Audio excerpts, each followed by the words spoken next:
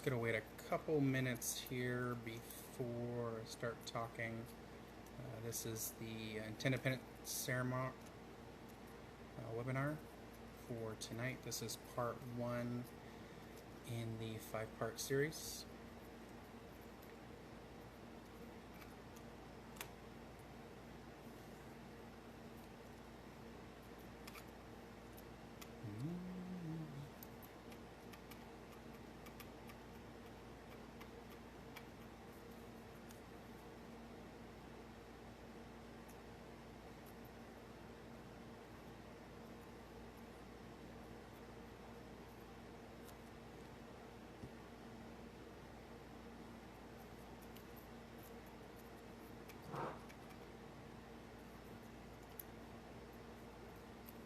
If you're just joining, this is going to be the live webinar for intended parents.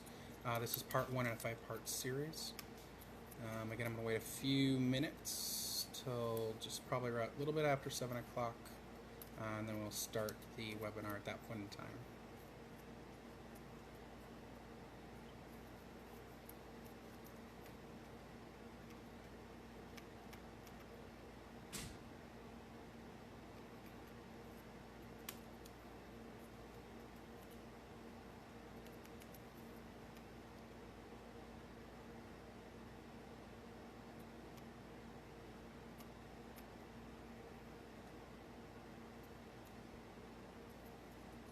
Hopefully everybody's having a good evening so far. Just gonna wait another minute or two and then we will get started.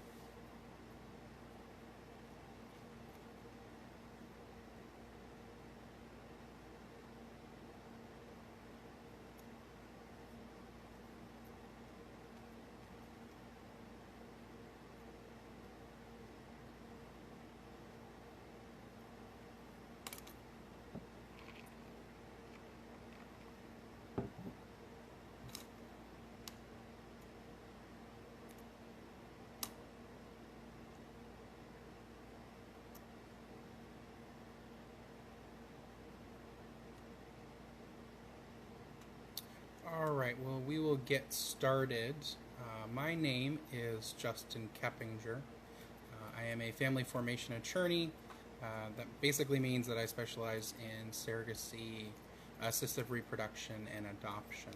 I help people that are trying to create their families or maybe already have children or having difficulty having more children. I am the managing attorney of Oregon Surrogacy and Adoption Law. And I am also the co-director and co-founder with my wife of a family tree surrogacy. As I mentioned, you are here for a webinar series. This is the first part in a 5-part series for intended parents. We have a couple different topics that we're going to talk about. Our particular focus tonight is talking about the idea of what a surrogacy-friendly state means. As I mentioned, this is going to be a 5-part series, and this series tonight is going to focus specifically on basically what it means to be and or live in a surrogacy-friendly state. Basically, the way tonight's seminar will work is I'll talk a little bit.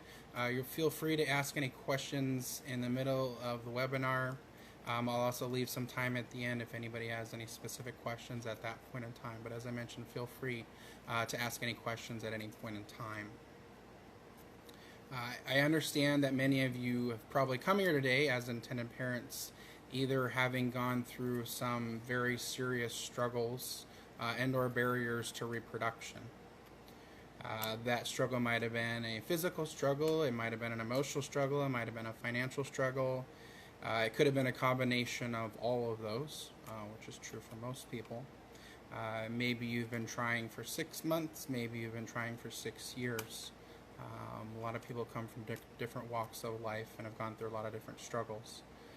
Whatever brings you here today, I certainly understand, my wife certainly understands. We dealt with years of struggle of infertility, so we certainly understand what that struggle looks like. So obviously you find yourself now at this point in time in your life where you're trying to figure out, well, what do I want to do and how am I going to go about building my family? Obviously part of what we're discussing here today is about surrogacy, specifically in reference to sort of the first sort of part of surrogacy, and that's understanding in part what that means and in part where you can actually legally do surrogacy. Otherwise, the definition of what they call a surrogate-friendly state. I'm sure if you've looked or done any research, you've probably heard that term quite a lot. It is a very open term and a very open-ended term in many different ways. As I mentioned, that will be the focus of our conversation tonight. So, first thing is, so why is that so important? Well, the reason that a surrogacy-friendly state is so important is that despite all of our advancements in assistive reproduction and in medicine and in technology, there are still many states that feel the need to control how intended parents go about assistive reproduction. So there are some states that have more barriers. There's some states that have less barriers to going about that journey for family building. Now tonight I'm not going to go over every single state because that would take way too long, and we're not going to take that much time to talk about all 50 states and what each particular state looks like, because there's a lot of nuances in it. But I just wanted to go over a few sort of more general things, and like I said, if you have any questions, feel free to chime in with any questions. I certainly will note right off the bat, there are 4 states where you could say surrogacy is very, very unfriendly. Those states include Michigan, New York, Washington, D.C., and Nebraska. These states have either passed statutes or laws that have voided or find surrogacy agreements unenforceable. Basically what that means in most common terms is that if anybody ever challenged a surrogacy agreement in a court, the court would find that there was no surrogate contract involved. So if whoever the surrogate would, if they wanted to take the child themselves, they would by law be allowed to take the child. There is no legal barriers or help for intended parents in these particular states. So this is why they call these the very unfriendly surrogate states. Additionally, in those states you can also receive jail time as well as very heavy fines just for going through that process in those particular states. Additionally, I will note that in Washington state, the state of Washington, that surrogate compensation is not allowed. So that's another big no-no, and that's just another one of the nuances. And it's a nuance in a couple other states too, but certainly up here in the Northwest, that's very important in Washington state. So we've eliminated 4 states, and then we also have Washington state, which isn't so friendly either. So that certainly obviously leaves quite a number of other states where there are some question marks. Because there are different levels of what I would basically call a friendly state, meaning that for certain people, those states have not caught up with the times. A number of states still find that despite the fact that a heterosexual couple can legally do a surrogacy contract, a same-sex couple is not allowed. And that's actually in quite a few number of states, and I'm not going to list all of them, but it's certainly something to consider. That's not true here in Oregon. It's certainly not true in California. And there's a number of other states like Idaho, Colorado, where all that's acceptable. But I mentioned there is a couple of states where that is not acceptable and would not be enforceable in a court of law. So basically what we find in some states is that, and look like Lindsay had a question about what are the most friendly states, which is a good question, Lindsay. I would say off the top of my head, a couple of them I already mentioned. So Oregon is extremely surrogate friendly. California is extremely surrogate friendly, meaning that in both of those states, you can be a surrogate, you can be compensated, You can be a same-sex couple. You can be an international couple. It doesn't matter in those states. What we've found is that the courts will approve surrogacy agreements and not find any violations. As I mentioned, sort of moving east from there, Idaho has been a fairly surrogate-friendly state, so is Colorado. Certainly sort of on the western part of the United States. Those are a couple off the top of my head. Like I said, I practice here in Oregon. I've certainly found that it's a very friendly state, and as I mentioned as well, California certainly is as well. Hopefully that answers your question, Lindsay.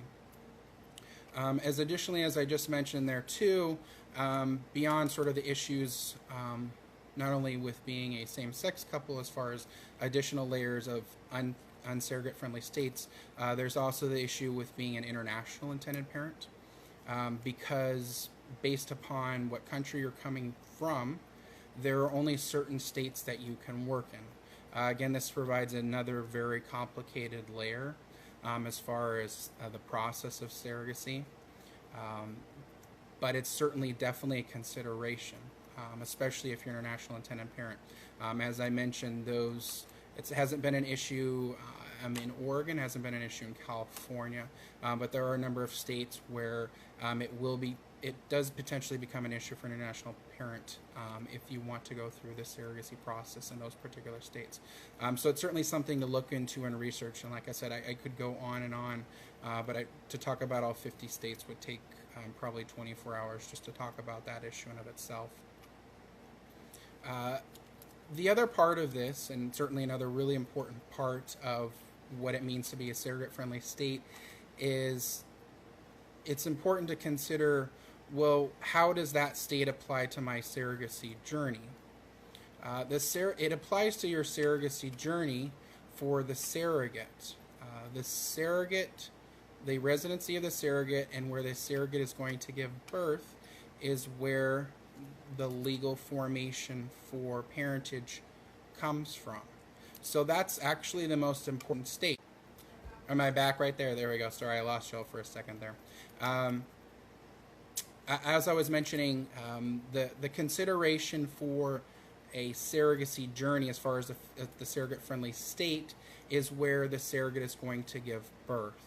So you could be intended parents in a state that is not considered surrogate-friendly and still be able to go through a surrogacy journey as long as the surrogate is going to give birth in a surrogate-friendly state. So for example, you could be a couple from Washington and you could use a surrogate in Oregon, and the validity of that agreement would be approved by the court. You could get a what they call a declaratory judgment here in Oregon, and that would allow you to legally have your names on the birth certificate.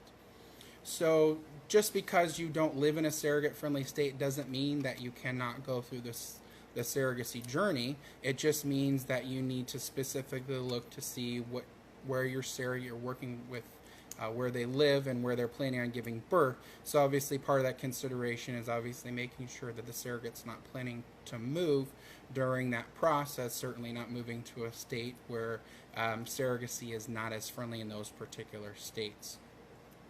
That's the nice thing about the process. It's the same thing with being an international parent as well.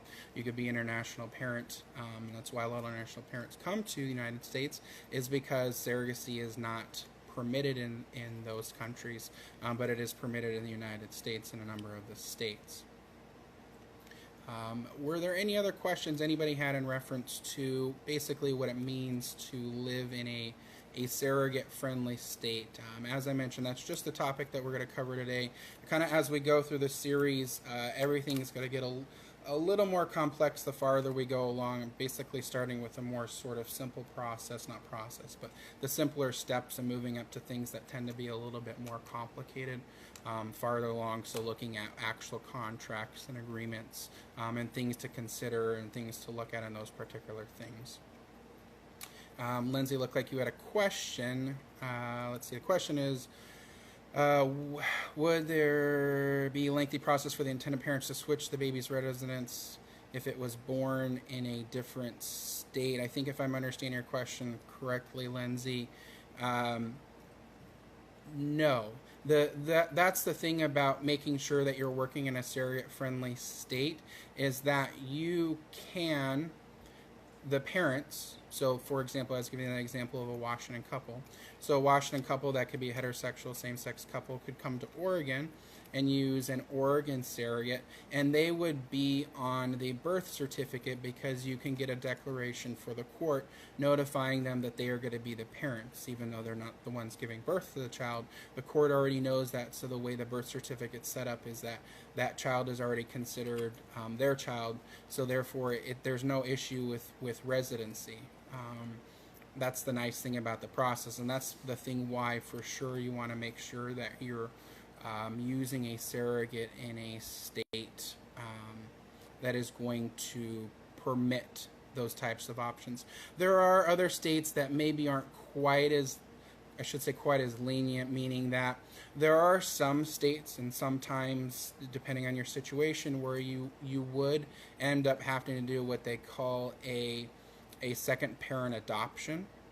A little bit complicated to talk about, but basically what that means is one of the parents would be able to be on the birth certificate, but then the other parent would actually have to adopt the child back in their state of residence.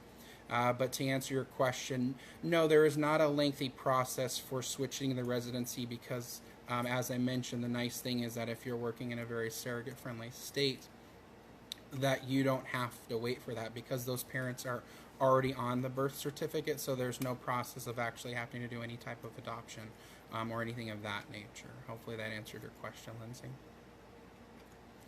Were there any other questions, like I mentioned, in reference to... there we go. And so, Michael, you were asking a question about are surrogates required to stay in the state the contract is signed close to birth time so the baby isn't accidentally born in a non-friendly state? And that's a good question, Michael. So, yes, that actually tends to be, that is an important thing. Usually when intended parents and surrogates sign contracts, and this is something we'll talk about when we're going into more specifics about the contracts, is usually the way the contracts are written is that the contracts requesting that the surrogates stay within a certain area of where they live, meaning that the intention is that they are not going to travel outside of their state anywhere close to the potential time of birth. So yes, it is important that the birth mother stay within their state of residence. I guess unless they were somehow going to a state that was still another surrogate-friendly state. But yes, that is it could be a potential issue. So again, taking the Oregon-Washington example. So if we had a Washington couple using Oregon surrogate, and the Oregon surrogate somehow ended up in Washington, gave birth in Washington, yes, that could present problems. So that's why I mentioned typically, I shouldn't say typically, but when surrogacy agreements are written, it's very important to have that language in there specifically about staying within their state, which is obviously should already be a surrogate-friendly state if you're working with that surrogate. Did that answer your question, Michael?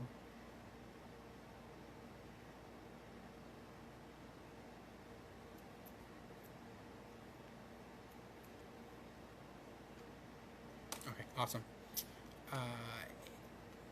Any other questions about, like I said, about this idea of what a surrogate-friendly state is? If you have a more specific question, like if you were in another state, I know I didn't go over all the states, but like I said, it would take way too long to go over all the states. If you have any specific questions, you can certainly message us on Facebook or message me. Like I said, my name is Justin Keppinger. I'm a surrogacy attorney. So if you have any specific questions about a specific state, because each one's sort of nuanced in the way, as I mentioned, the way they deal with surrogacy, some of them are absolutely unsurrogate friendly. Other of them are surrogate friendly for certain couples, not other couples, certain intended parents, not other intended parents. So there's a lot of sort of nuances to that particular part of it. But hopefully that answered everybody's questions as far as sort of giving you a general sense of what a surrogate-friendly state is. As I mentioned, will be 4 other parts to this series, and as we sort of move along, they'll consider more complex things. So as we move along, we'll look into some things in regards to And you had a question there, Lindsay.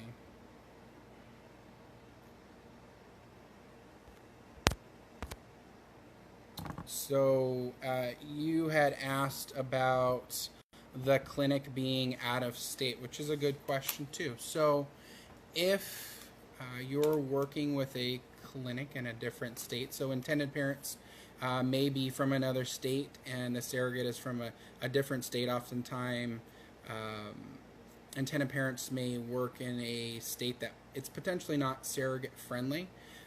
The main issue, and really the only main issue in regards to that, is as long as the surrogate is going to give birth in a surrogate friendly state, it's not going to be an issue. Um,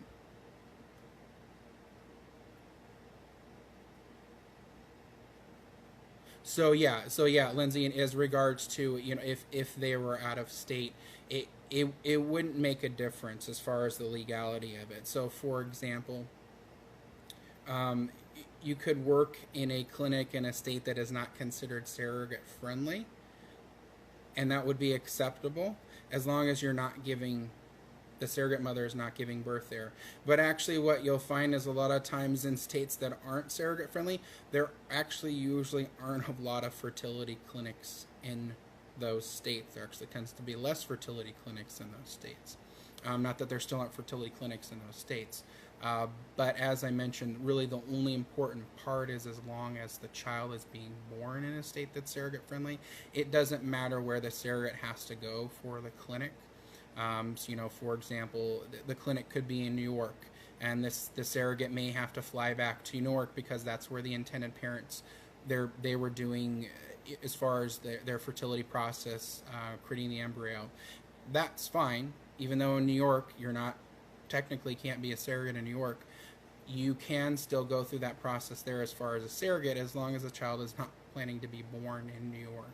So you could be a surrogate from Oregon or California. You could have to fly up to New York, and that would still be acceptable, like I mentioned, as long as the intention or the plan is for the surrogate to give birth in that surrogate-friendly state.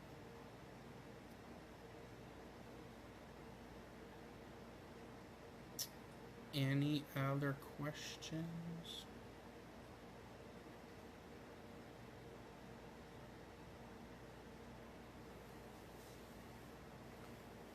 Once, twice? No, yes. Like I mentioned, feel free to message me on Facebook. Any questions? Always welcome any questions.